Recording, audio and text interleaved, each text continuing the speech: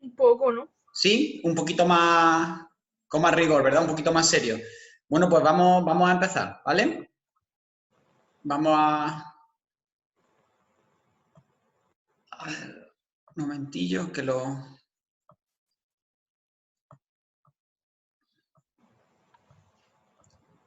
busco y empezamos ahora mismito.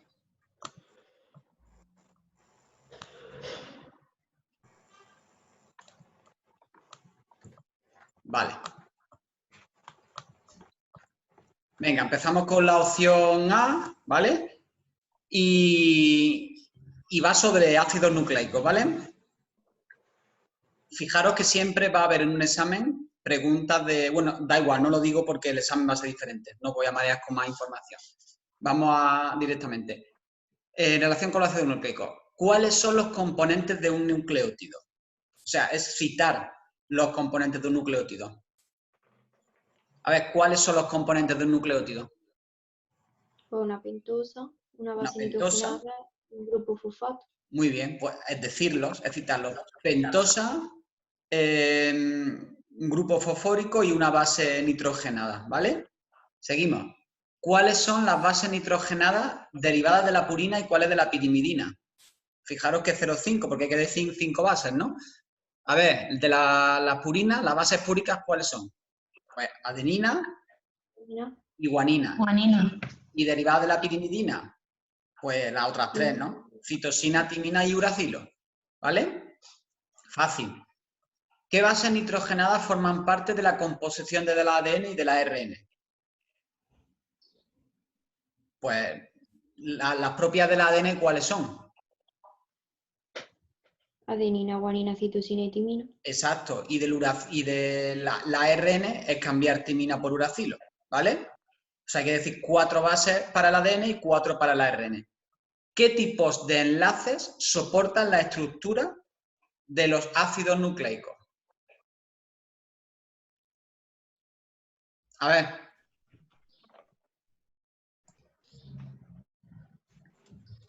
Fosfodiéster. El fosfodiéster es uno. ¿Y el otro? N-glucosídico. Vale, pero antes de llegar ahí, Julia, ¿qué otro enlace veis lógico citar? Los puentes de hidrógeno. Exacto. Los puentes de hidrógeno que soportan la estructura de los ácidos nucleicos bicatenarios, es decir, el ADN y algunos tramos del ARN, ¿vale? Puente de hidrógeno y el enlace fosfodiéster, que es más evidente, es el más evidente.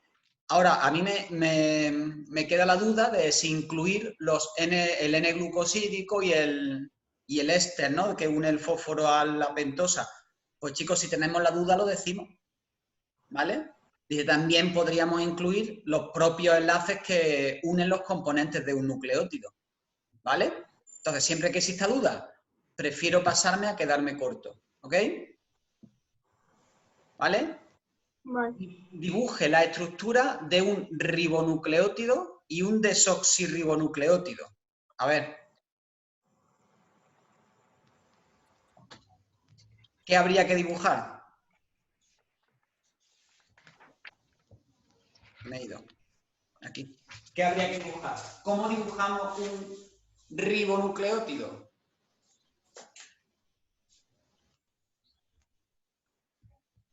Con la ribosa. Pues la pentosa, ¿veis conveniente dibujarlo entero? No sé si me explico. No. Formularlo entero. No, nada más que cambia, ¿no? Vale, No, claro. entonces no va a salir igual, ¿no? Un ribonucleótido y un desoxirribonucleótido. Hombre, podemos poner aquí uracilo, ¿vale? Y en el carbono 2, que es la única diferencia, dibujar el H. El resto es igual, ¿vale? Pero en el dibujo tiene que quedar claro qué es la base y lo señalamos base nitrogenada, pentosa, o mejor dicho, ribosa y fosfórico. ¿Vale? En nuestro dibujo hacemos eso. ¿Y el del ADN cómo lo hacemos? Pues exactamente igual, pero si queréis, en vez de uracilo, ponemos timina y en el carbono 2, Un hidrógeno. un hidrógeno. Y en vez de ribosa,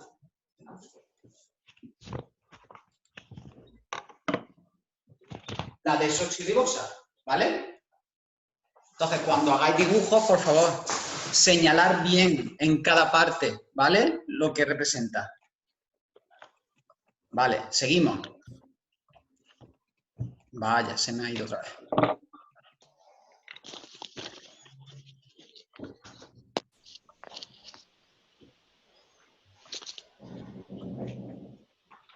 ¿Será posible? Aquí.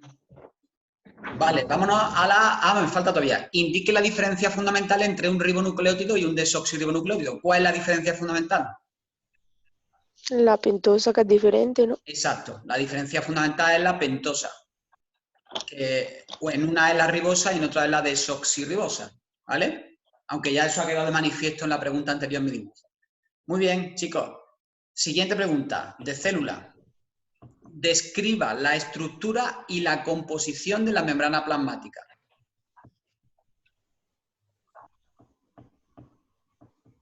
A ver, ¿cómo describimos la estructura y la composición de la membrana plasmática? Una doble capa de fosfolípidos. Vale. Directamente estamos ya con la estructura.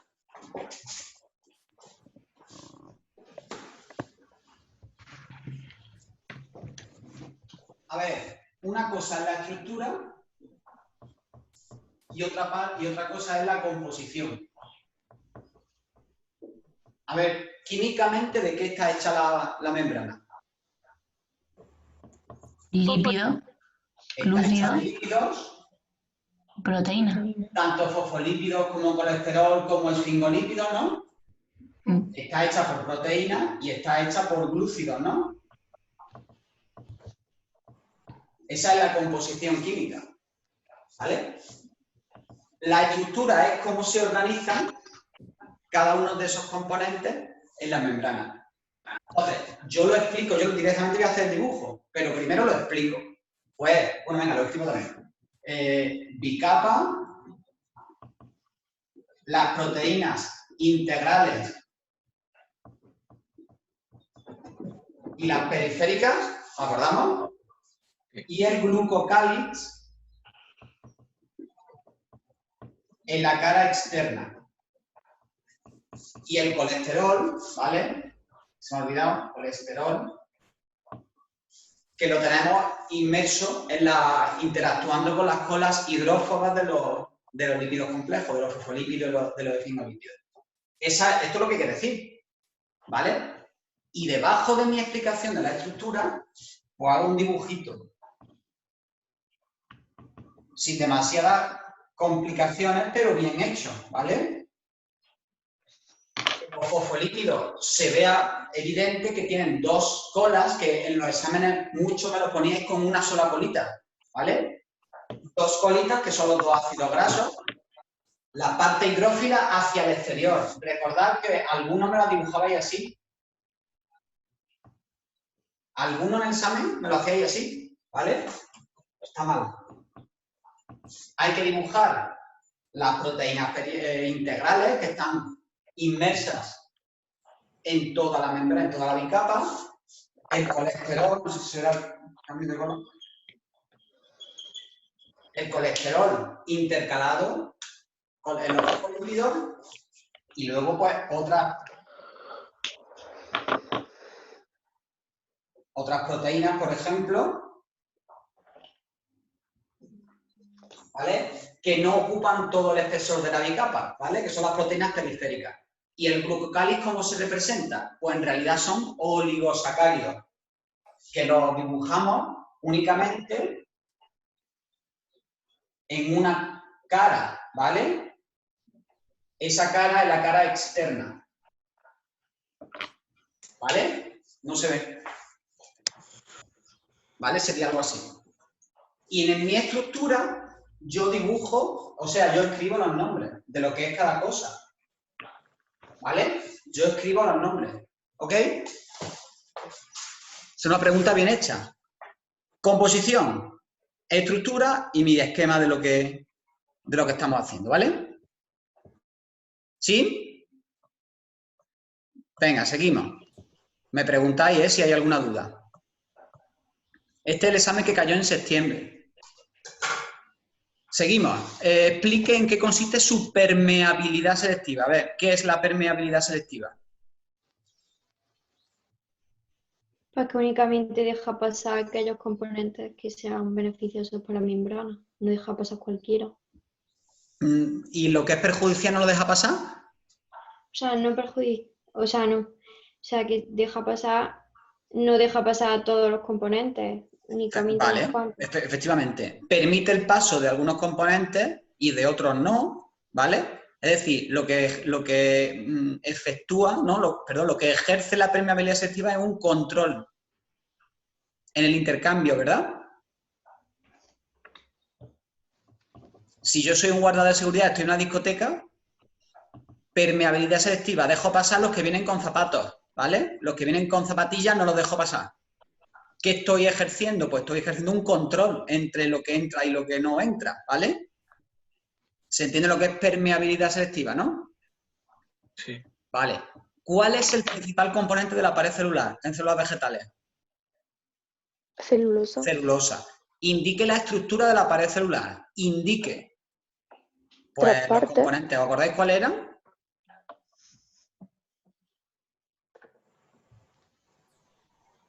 Venga, chicos, tenemos que hacer un esfuerzo por mirarlo, ¿eh? En los apuntes y Lámina recordar. media, pared primaria y pared secundaria. Lámina media, pared primaria y pared secundaria. Esa es indicar la estructura. Y dos de sus funciones. A ver, una función es Puede impedir la ruptura de la célula ante Exacto. cambio de la presión osmótica. protección osmótica, da- muy bien, y frente da a los forma y cambios ópticos. rigidez. Y la otra, dar forma a la célula, ¿vale? ¿Sí? Venga, pasamos.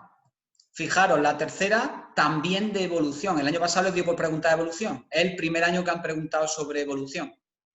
El año anterior no hubo ninguna. Este es el tercer año que está también en la parte de evolución. No creo que pregunten otra vez de evolución, pero bueno. Explique qué aportan las mutaciones a la evolución de las especies. A ver qué aportan. Variabilidad. Variabilidad genética, efectivamente. Las mutaciones aportan variabilidad a este proceso. ¿Qué tipo de células tienen que sufrir las mutaciones para que se transmitan a la descendencia? Terminales. Terminal. Células germinales, muy bien. Y ahora explique qué otros tres mecanismos celulares y moleculares están implicados en la evolución de las especies. Aquí es donde se han... A ver, hay dos que son muy evidentes. ¿Cuáles son? La segregación Muy cromosómica y bien. recombinación genética. Exacto. Segregación cromosómica, que es el reparto... Hay que explicarlo, ¿vale? Pues decimos lo que es. Vale. La segregación cromosómica es el reparto, ¿no? La Al azar de separación al azar cromosomas. de los cromosomas homólogos en la meiosis, ¿vale? Concretamente en la meiosis 1, en la anafase. La recombinación genética, que es el intercambio de genes entre cromátidas no hermanas de cromosomas homólogos durante la profase 1. ¿Y a alguien se le ocurre otro mecanismo que aporte más azar a la situación? La selección natural. No. La creación de organismos transgénicos. No, porque eso no es natural. A ver, dice mecanismos celulares. Claro, La esto verdad. es... A ver, dime. Bueno, vamos a imaginarnos un par de ranas, una rana macho y una rana hembra, ¿vale? La rana macho, bueno, ¿cómo se reproduce la rana?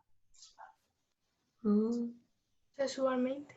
Ya, pero el proceso en sí es que la rana macho emite mogollón, miles de espermatozoides, ¿verdad? ¿Y la rana hembra qué emite? Óvulo. Miles de óvulos también. Y los óvulos y los espermatozoides, cada uno de su padre y su madre, además literalmente, muy distintos entre sí, ¿verdad? Porque en los gametos no hay dos iguales. Pues se ponen en contacto en la charquita, ¿vale? Y ahora, ¿qué posibilidades de unión hay entre los espermatozoides y los óvulos? Hay más variabilidad ahí, ¿verdad? No sé si me estoy explicando. Sí. A ver.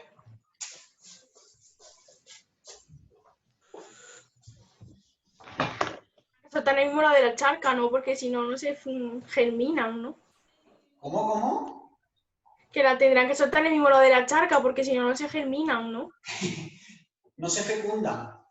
Eso. Sí, efectivamente. Ese es el cortejo de la rana, macho y hembra. Tú los ves el macho encima de la hembra, pero no es que esté... No es un acto sexual propiamente dicho de penetración, porque las ranas no tienen pene, ¿vale? Entonces, eso es para ponerse de acuerdo en el lugar y en el momento que los dos emiten los gametos a la vez, ¿vale? Entonces, la rana hembra, vamos a imaginar que produce 4 óvulos. En realidad produce miles, ¿vale? 4. Y los espermatozoides del macho, estos 4. Decidme, ¿estos espermatozoides son diferentes entre sí?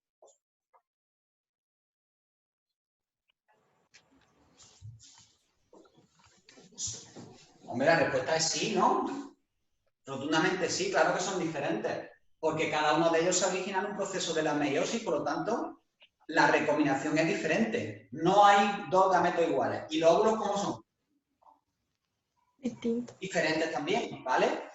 Se puede unir el 1 con el 1, el 2 con el 2, el 3 con el 3, el 4 con el 4, ¿no? Esa es una posibilidad. ¿Hay más posibilidades? Claro. Claro, el 1 con el 2, el 2 con el 1, ¿me explico? Hay infinidad de combinaciones cuando haya miles de células. Esta preguntilla yo la veo que no es adecuada, porque yo más bien la veo de razonamiento y aquí no cae uno. ¿Vale? Esa, yo creo que ahí ese 0,4 se nos puede ir a la mayoría. Bueno, nos vamos al razonamiento. Álvaro, pero de todas maneras, si pones lo de o sea, eso que acabas de explicar de la rana, ¿eso cómo lo explica? O sea... Bueno, no tienes que poner el ejemplo de la rana concretamente, simplemente hace referencia al hecho de que hay luego muchas más posibilidades de unión del gameto masculino con el femenino, que el azar también tiene su relevancia en la fecundación, no solo en la separación de los cromosomas, no solo en la recombinación, sino también en la fecundación. ¿Vale? Vale. Venga, la ricina. Pero Álvaro, eso también pasa en los humanos, ¿no? En lo humano es que se tiene... Hombre, también está, lo que pasa que en distinta medida. En el caso del hombre hay millones de espermatozoides, ¿no? Sí, claro. Y en el caso de la mujer solo hay un óvulo. Pero ¿qué espermatozoide fecunde al óvulo? Pues eso también es azar, ¿no? Claro. ¿Vale? Pero bueno. ¿Vale? No nos vamos a meter más. Bien, la ricina, que es un potente veneno que se trae de nada, que inutiliza o que inactiva la subunidad mayor 60S del ribosoma. ¿Cuál será el efecto negativo que tiene este veneno para el organismo?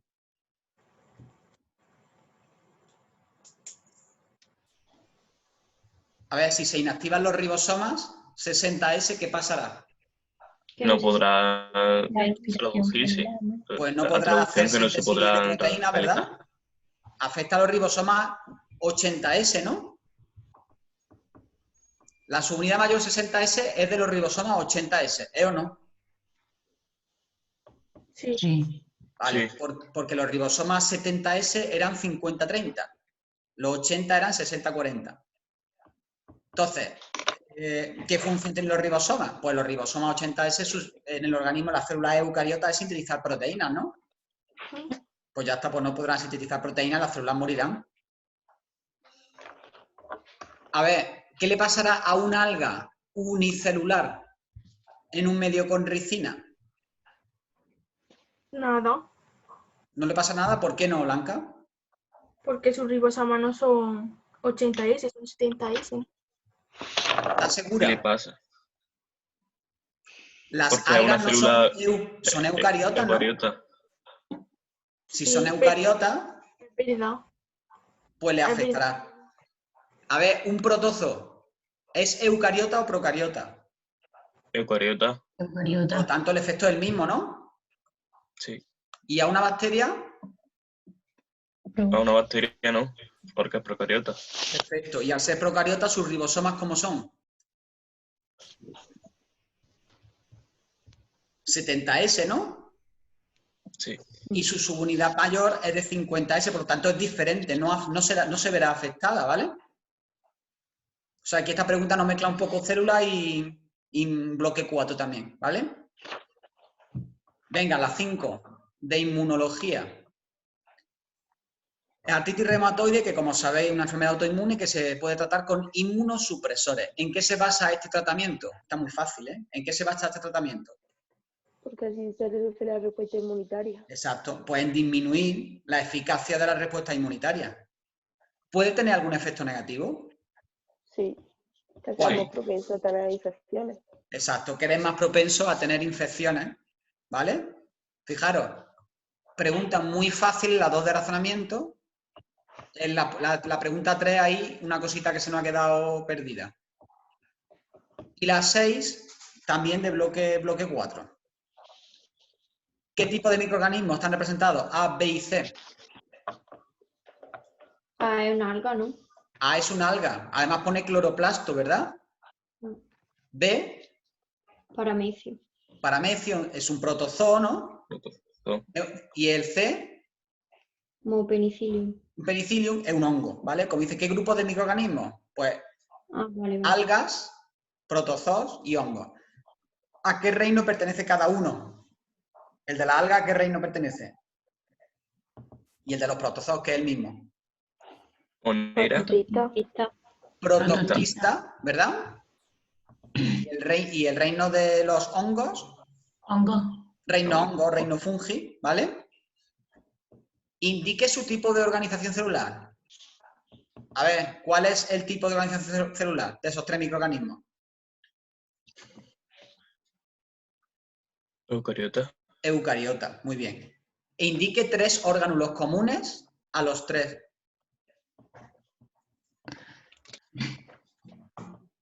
A ver, venga, que está muy fácil. Son 3 células eucariotas, decime 3 orgánulos comunes.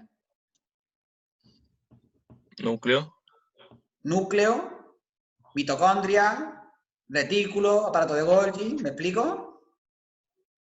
¿Sí o no? sí. Membrana celular. En relación con la figura anterior, cite 2 características de cada uno de los grupos a los que pertenecen esos microorganismos y pongo un ejemplo. A ver, 2 características de las algas. Pues nutrición autótrofa, fotosintética. Muy bien, son autótrofas, poseen Y pigmentos algunas- fotosintéticos, Algunas son flageladas. algunas son flageladas. Hombre, yo diría características así más, no sé, Y tiene la pared celulosa, puede ser de... tienen pared celular, ¿vale? Sí. ¿Y algún ejemplo de alga? La Siempre hay que diatomea. bajarle el Una volumen. flagelada. Pues diatomeas, por ejemplo, que es la que tenemos representada, ¿no? O una alga flagelada. Protozoos, pues son heterótrofos, ¿no? ¿Tienen centriolos? No tienen pared, etcétera. Y hongos no tienen centriolos, son heterótrofos, tienen pared celular de quitina. Y algún ejemplo de hongo, pues el penicillium que me lo habéis dicho, algún ejemplo de protozoo, pues paramecio, por ejemplo, ¿no? Sí. Muy bien. ¿Cuál de estos microorganismos libera oxígeno a la atmósfera? Esto es de risa. El alga. El alga, ¿no? ¿Ok? Primer examen. Decidme, ¿dónde había encontrado la principal dificultad? ¿Aquí, quizá?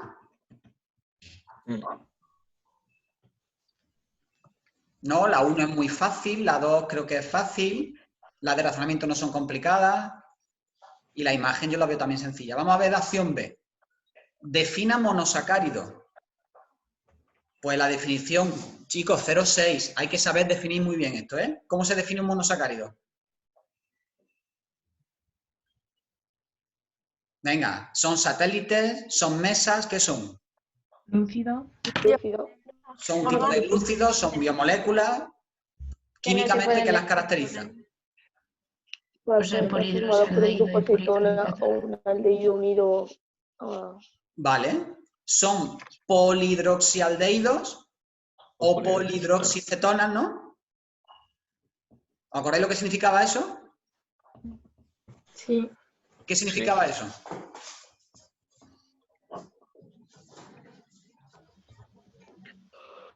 O que podrían tener un grupo aldehído o un grupo cetona, que acabase en el final, o que estuviese en el medio. Exacto. Vamos a ver. Son cadenas de átomos de carbono. ¿De cuántos átomos de carbono? A ver, ¿de cuántos átomos de carbono? De entre 3 a 7. De entre 3 a 7 carbonos. ¿Y cada carbono está unido a qué? Pues a un alcohol, excepto uno de ellos, que está unido a un grupo Aldehído. carbonilo, ¿no? Vale. El carbonilo podía ser cetona O aldehído. o aldehído. ¿De acuerdo? Cetona o aldehído. Pues ya está. Son polihidroxialdehídos o polihidroxicetonas. También podemos decir que son polialcoholes con un grupo carbonilo y que tienen de 3 a 7 átomos de carbono. ¿Vale? Nos va sonando, ¿verdad? Sí. Venga. Indique el nombre que reciben en función del número de átomos de carbono. A ver, ¿qué nombre reciben? Pues Tetrosa. De 3, triosas, ¿no? diosa, Tetrosas, pentosas, hexosas y heptosas, ¿vale? Cite 2 funciones biológicas de los monosacáridos. pues Pues algunos aportan energía, ¿no? sí. Como la glucosa, otros son estructurales, ¿no? Mm. Como la ribosa, ¿vale? Algunos son intermediarios o tienen funciones reguladoras, algunas derivadas de los monosacáridos, ¿vale? ¿Os acordáis que había algunos derivados de los monosacáridos? ¿Que vimos? Con la vitamina C, ¿os acordáis? Vale, pero vamos, función energética, función estructural. Podemos decir también, en el caso de la fotosíntesis, que ya lo hemos estudiado, ¿hay algún monosacárido que actúe fijando el carbono? El CO2, ¿acordáis de la ribulosa? 1,5-disfosfato. Bendito. Esa es un monosacárido, pues también es una función, ¿vale? Nombre dos polisacáridos y la función que realizan. A ver, pues almidón, glucógeno o celulosa. ¿Vale? Almacena energía en vegetales, en animales, función estructural. Muy fácil. A ver, explique las etapas de la interfase. ¿Cuáles eran? Las etapas de Metafase, la interfase. metafase, anafase y telofase. ¿Cómo has dicho? G1 y G2. La G1, la G2. G1 y G2. Exacto. ¿Qué pasaba en la etapa G1? Fundamentalmente una etapa de... Síntesis de los componentes. O sea, una etapa de crecimiento, ¿no? Y aquí ocurría transcripción y traducción, ¿verdad? Porque hay que fabricar cosas, el ADN pues se expresa fabricando ARN, transcripción, y ir traduciéndolo para fabricar proteínas, traducción. La fase S es donde ocurre la duplicación del ADN, es decir, la replicación y también algo la traducción de ARN que se han fabricado en la etapa G1, ¿vale? Y la etapa G2 es una etapa de preparación ¿para qué? La mitosis. Exacto, para la mitosis, ¿ok? Y aquí de nuevo hay transcripción y traducción. Por eso explicar las fases de la interfase. ¿Vale? No hay que escribir demasiado. Venga, seguimos. Me quedan 7 minutos, ahora cortamos esta, iniciamos la siguiente, ¿vale? Indique el nombre de las fases de la mitosis. Indique el nombre. Profase, ¿no? Profase, metafase. Exacto. Si os fijáis, hay preguntas muy fáciles, que al final esto es que hay que proponerse para suspenderlo, pero vamos, que ni proponiéndoselo se puede suspender uno. Lo que es difícil es sacar un 10, pero suspender es imposible, ¿vale? Porque te ponen un número de preguntas tan sencillas que es imposible. Defina citocinesis. ¿Qué es la citocinesis? Pues la misma que separa el núcleo, pues también tiene que separarse el material citoplasmático. Exacto. Es la separación del citoplasma, ¿no? Justo después, ¿no? Y de forma simultánea a la mitosis, ¿vale? Explique la diferencia entre las citocinesis animales y vegetales. A ver, 2 diferencias eran. Que se hace por estrangulamiento en las células animales y en las Muy bien. vegetales por fabricación. Exacto. En animales se hace por el anillo contráctil, ¿lo acordáis? Por estrangulamiento, y en las células vegetales el fragmoplasto. ¿Sí? Y si hacemos nuestro dibujillo, pues ya queda como un señor.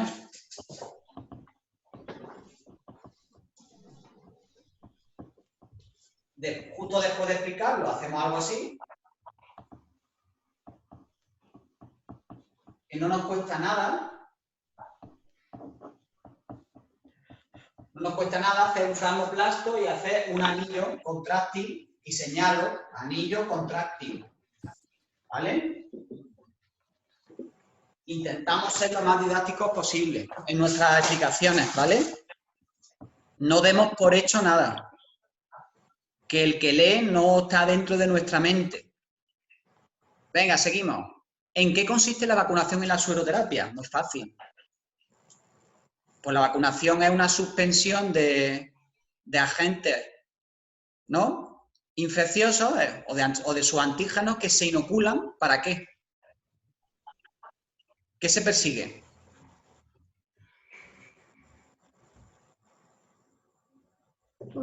Prevenir, ¿no? Una enfermedad. Sí, se persigue que nuestro cuerpo realice una respuesta inmunológica, ¿no? Sí. Y almacene linfocitos de memoria.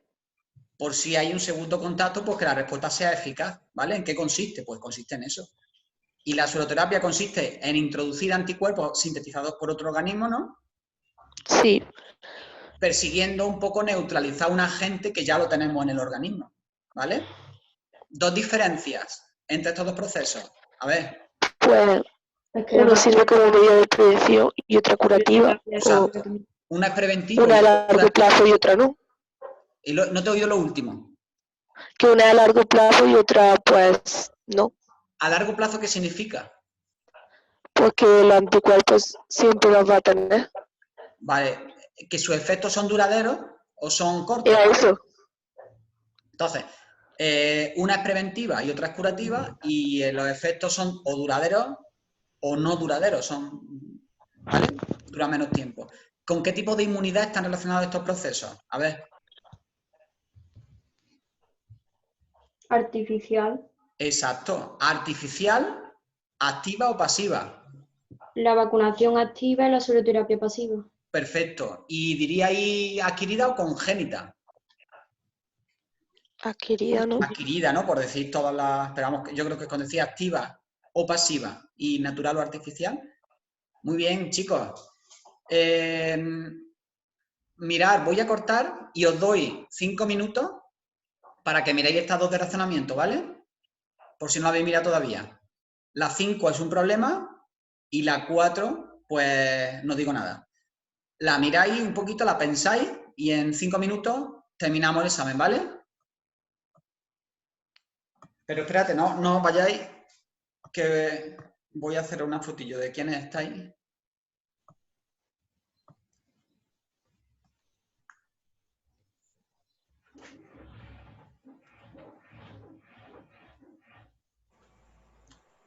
Vale. 1. y 2. Vale, chicos. Salimos y enseguida os mando otro enlace.